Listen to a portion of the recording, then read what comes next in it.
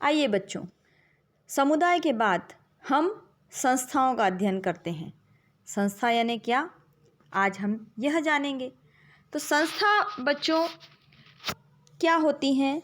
मानव की जो आवश्यकताएं होती हैं, उन आवश्यकताओं की पूर्ति के लिए मानव जो है वो समितियों का निर्माण करता है। समितियां समाज द्वारा मान्यता प्राप्त कार्य प्रणालियों के आधार पर निर्मित होती हैं। समिति व्यक्तियों का समूह है। हम आगे के अध्याय में समिति को भी समझेंगे।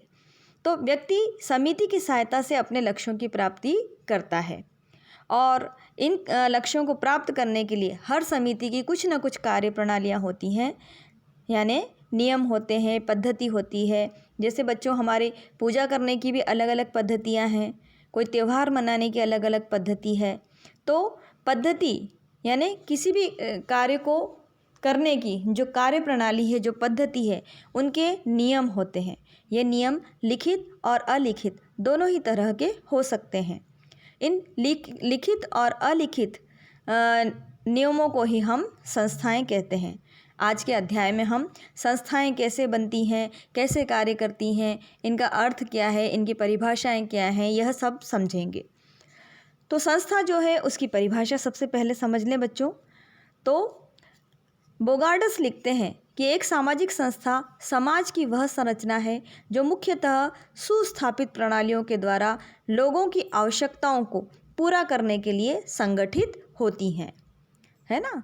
आगबन और निमकाफ लिखते हैं कि संस्था की व्याख्या करते हुए वो लिखते हैं कि सामाजिक संस्थाएं कुछ मौलिक मानवीय आवश्यकताओं की पूर्ति के लिए संगठित और स्थापित प्रणालियां हैं। ग्रीन के अनुसार एक संस्था अनेक जनरीतियों, रूढ़ियों, है ना, का एक इकाई के रूप में संगठन है जो अनेक सामाजिक कार्यों को करता है। इन परिभाषाओं के आधार पर हम इस निष्कर्ष पर पहुंचते हैं बच्चों कि सामाजिक संस्थाएं समाज द्वारा मान्यता प्राप्त व्यक्तियों की मौलिक आवश्यकताओं को पूर्ण करने के लिए साधन और कार्य प्रणालियों की संरचना है।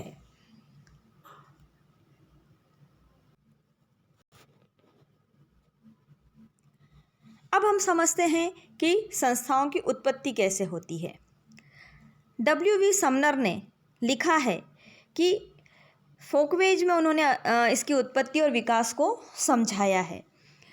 इनका कहना है कि व्यक्ति अपनी आवश्यकताओं की पूर्ति सरल, सादा और सीधे तरीके से करना चाहता है। वह आवश्यकता को कम श्रम, कम समय में अधिक से अधिक मात्रा में पूरी करना चाहता है। इसके लिए वह विचार करता है। व्यक्ति के मस्तिष्क में विचार आता है, उस विचार के अनुसार आवश्यकता की पूर्ति करता है। जब व्यक्ति देखता है कि यह तरीका आवश्यकता की पूर्ति का सरल, सादा और सीधा और अच्छा तरीका है, तो वह इस तरीके को बार बार काम में लाता है। धीरे धीरे यह तरीका उसकी आदत बन जाता है। दूसरे जन जब यह देखते हैं, दूसरे लोग जब उस व्यक्ति को सफल होते हुए देखते हैं, तो वह भी उसके तरीके को अपना लेते हैं और उसका अनुसरण करने लगते हैं और उस व्यक्ति की आदत धीरे धीरे समूह की आदत बन जाती है। यह आगे चलकर जनरीति बन जाती है। एक व्यक्ति अगर काम कर रहा है बच्चों तो व्यक्तिगत आदत, और बहुत सारे लोग काम कर रहे हैं तो जनरीति, है ना, लोगों की रीति, जनरीति। यह पीढ़ी दर पीढ़ी हस्तांतरित होती रहती है। समय व्यतीत होने के साथ साथ जनरीति के साथ पूर्वजों का प्रभाव जुड़ जाता है।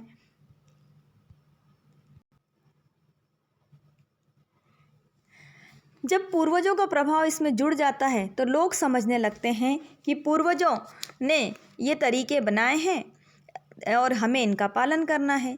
जब पूर्वजों की भावना का तत्व जनरीति के साथ जुड़ जाता है और जनरीति प्रथा के रूप में विकसित हो जाती है, उसे समाज की मान्यता मिल जाती है। जनरीति और प्रथा में मात्रा और समय का अंतर है बच्चों, गुण का विशेष अंतर नहीं है। जनरीति का विकसित रूप ही प्रथा है, ऐसा हमारे समाजशास्त्री समनर का मानना है। प्रथा ही आगे चलकर रूढ़ी बनती है। समनर ने बताया कि जब प्रथा के साथ साथ समाज की अभिमिति जुड़ जाती है, तब प्रथा दो प्रकार से बन जाती है, सकारात्मक प्रथा और नकारात्मक प्रथा। सकारात्मक वे तरीके जिनका पालन करने के लिए समाज बाध्य करता है। नकारात्मक तरीके वे हैं जिनके लिए समाज अपने सदस्यों को नहीं करने के लिए बाध्य करता है। उल्लंघन करने पर समाज दंड देता है। इस सकारात्मक, नकारात्मक और दंड की विशेषताएं ही प्रथा को रूढ़ि में विकसित कर देती हैं। जब रूढ़ियाँ मिलकर एक संरचना में व्यवस्थित हो जाती हैं तो रूढ़ियों का संग्रहण व्यवस्थित, क्रमबद्ध और एक संगठन में विकसित हो जाता है। तब समाजशास्त्री इसे संस्था के नाम से पुकारते हैं। संस्था यानी रूढ़ियों का व्यवस्थित ढांचा। विकसित समाजों में जैसे नगर, महानगर, राष्ट्र के स्तर पर समाज के चुने हुए प्रतिनिधि जब बहुमत में इन्हीं संस्थाओं को पारित कर देते हैं तो वह कानून बन जाता है। कानून औपचारिक और राजनीतिक होते हैं। संस्था समाज द्वारा मान्यता प्राप्त आवश्यकताओं को पूर्ण करने की संरचना होती है। और जो हमें इस जो चित्र आपको दिखाई दे रहा है, इस चित्र के आधार पर समझ में आ सकती है। देखिए, नीचे से ऊपर चलेंगे हम। सबसे पहले व्यक्ति के विचार, फिर व्यक्ति जब उसमें सफल होने लगता है तो वह व्यक्ति की आदत हो जाती है। दूसरे लोग जब उसे देखने लगते हैं तो वह समूह की आदत बन जाती है। धीरे धीरे यह समूह की आदत जनरीति में परिवर्तित हो जाती है और जब इसमें सफलता जुड़ती जाती है तो यह प्रथा का रूप ले लेती है और प्रथा ही आगे चलकर रूढ़ि में परिवर्तित होती है। फिर रूढ़ियों का ढांचा बन जाता है, इसे ही हम संस्था कहते हैं। ठीक है बच्चों, तो संस्था का निर्माण कैसे होता है यह आपको समझ में आया होगा।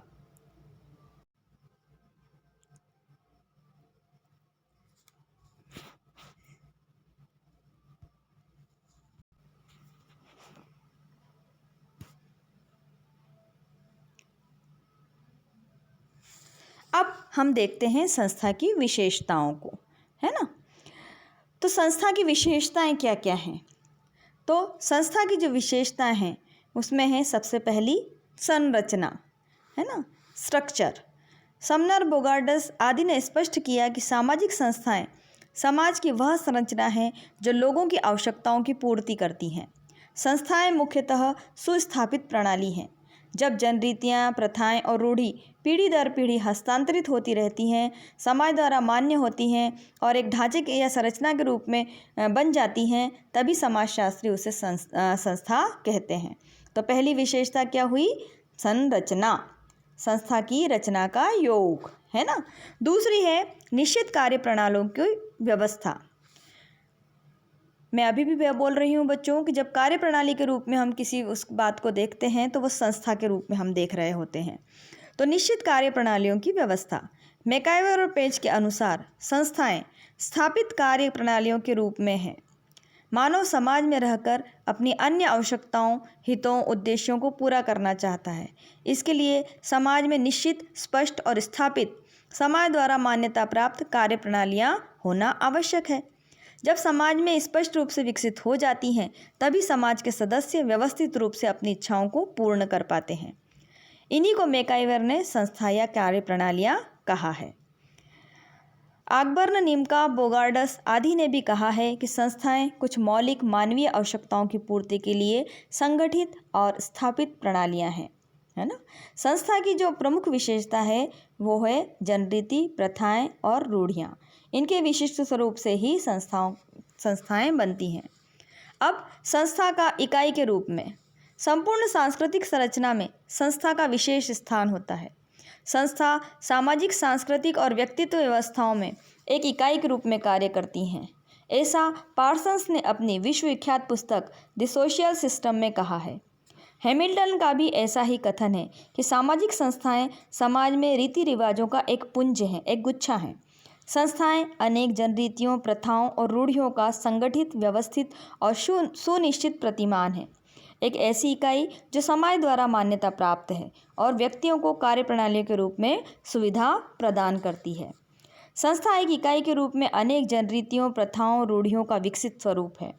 एक लिखित, अलिखित किसी भी रूप में समाज में हर काल में संस्थाएं विद्यमान होती हैं। जो चौथी विशेषता है, संस्थाएं अमूर्त होती हैं बच्चों। अमूर्त यानी दिखाई नहीं देती। संस्थाएं मानव समाज की कार्य प्रणालियाँ हैं, नियमों की संरचना है जिसे हम देख नहीं सकते, इसलिए संस्थाएं अमूर्त हैं, मूर्त नहीं हैं। संस्था नियमों, रीति रिवाजों का व्यवस्थित संग्रह है। संस्था सामाजिक व्यवस्था तथा संगठन को बनाए रखती हैं। व्यक्तियों पर नियंत्रण की व्यवस्था है ना।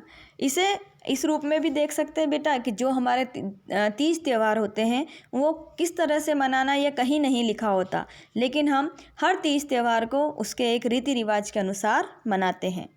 होली को होली की तरह मनाते हैं, दीपावली को दीपावली की तरह। पर दीपावली को कैसे मनाना है ये हमें कहीं लिखा हुआ नहीं मिलता, लेकिन ये रूढ़ी संस्था के रूप में परिवर्तित हो चुकी है, इसलिए हम दीपावली पे दिए जलाते हैं और होली पे रंग खेलते हैं, है ना। तो संस्थाएं जो हैं उनकी यह विशेषताएं होती हैं कि वह व्यक्ति पर नियंत्रण करती हैं और अमूर्त होती हैं, लेकिन कार्यप्रणाली हैं, किसी भी कार्य को करने की कार्यप्रणाली है। अब हम चलते हैं संस्था की और विशेषता की ओर। तो दूसरी जो पांचवी विशेषता है संस्था की वो है उद्देश्य, एम। मर्टन ने कहा है कि मानव के सामाजिक संरचना में उद्देश्य महत्वपूर्ण होते हैं। इनकी पूर्ति व्यक्ति को संस्थागत साधनों में करनी चाहिए। प्रत्येक समाज में उद्देश्यों को पूरा करने के लिए निश्चित समाज द्वारा मान्यता प्राप्त संस्थाएं हैं। संस्था की उत्पत्ति और विकास का इतिहास भी इसी तथ्य को सिद्ध करता है कि प्रत्येक संस्था का कोई न कोई उद्देश्य अवश्य होता है। विवाह, परिवार, जाति आदि संस्थाएं समाज में एक या अनेक उद्देश्यों की पूर्ति करने के लिए समाज में अपना स्थान बनाए हुए हैं। फिर है विशेषता जो संस्था की वो है प्रतीक।